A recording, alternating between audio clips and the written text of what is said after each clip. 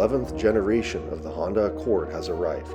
Being among America's most popular midsize sedans, there is quite an expectation from consumers. Honda claims an ideal balance of power and refinement is met in the new model. Today, we're going to glance over what this new Accord has to offer, beginning with interior and exterior, followed by trims and powertrains. Are you ready? If you enjoy these types of videos, please take a moment to like and subscribe to my channel. I collect necessary information from exciting new cars, trucks, or SUVs and relay it to you, the consumer. It's important that the presentation is clear, precise, and engaging. Most people absolutely loved the outgoing Accord. Now there appears to be varying perspectives on the new one. It's certainly a far cry from what we know. As they say, all good things come to an end. The question is, are we turning the page on something better? Honda's new styling approach is impressive. They've come a long way across the board. Moving to a more aggressive design will surely be welcomed. In the past, it took years to get all the models on the same styling cycle. By that time, the first models were aged and long due for a refresh. Here we're looking at the updated front and rear LED lighting. Is it improved? Beauty's in the eye of the beholder. In my opinion, the front LEDs should have more distinction from the rest of the lineup. The taillights, however, are spot on. Some new sleek-looking 19-inch wheels and a self-opening trunk. Now, here's the point where I'd say everyone can agree on the revised interior. You've got that crystal clear Bose premium sound, bringing concert-level acoustics in the cabin. Apparently, the leather is made with a new kneading process, giving a softer and smoother texture. As you can see, it's up there in refinement, showing a clean, cohesive look. The elegant mesh panel is an eye-catcher, at least for me, when I first saw it in the Civic. The Accord easily accommodates up to 5 adults and has lots of legroom and headroom to keep all the passengers comfortable on board. There's no doubt that I would take pleasure commuting around or traveling in here. I appreciate the placement of the volume knob in the front of the screen versus on it, which the Civic certainly has. It's a small gripe.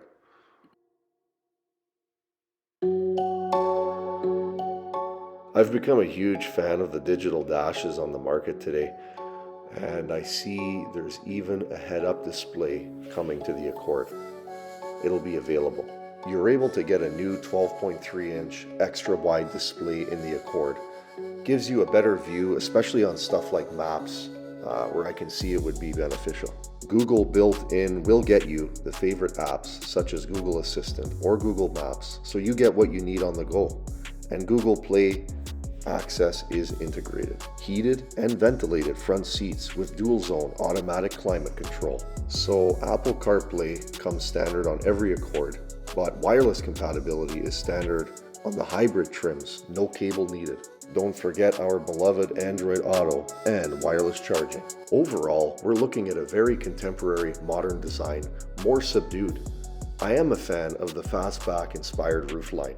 It's tough for an automaker to be a master of all crafts, so to speak, and the overwhelming pressure these days is a more reserved presence. It's almost as though they've shifted to a more European element. Drop your take in the comments below. Of course, there's the whole suite of Honda sensing tech to protect you. And there's a more complex multi-angle rear view camera. These technologies include collision mitigation braking system, road departure mitigation system, adaptive cruise control with low speed follow, lane keeping assist system with traffic jam assist, and traffic sign recognition.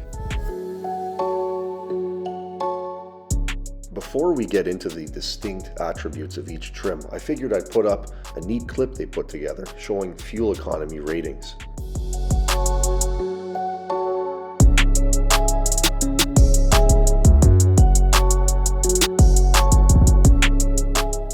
With this template, you can see some of the major differences as you move up through the trim levels. Once you hit Sport, you're in hybrid territory. As always, many of the luxury appointments are only available as you get to the top.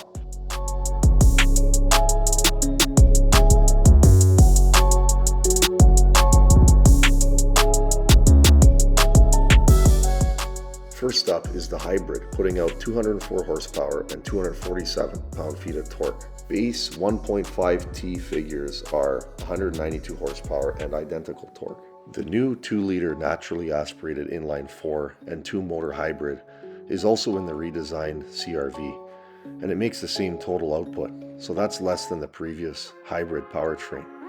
With the 2-liter Turbo 4 discontinued, now the hybrid is the most powerful Accord, and it's marketed as the sportiest and most upscale of the current gen. They're the only ones to get a sport mode drive, plus a customizable individual mode.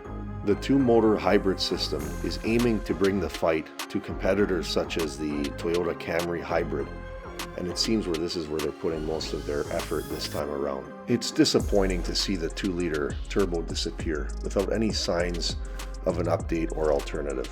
Hopefully a sportier variant will be available in the future. Is the new Honda Accord on your list of consideration? Long live VTEC!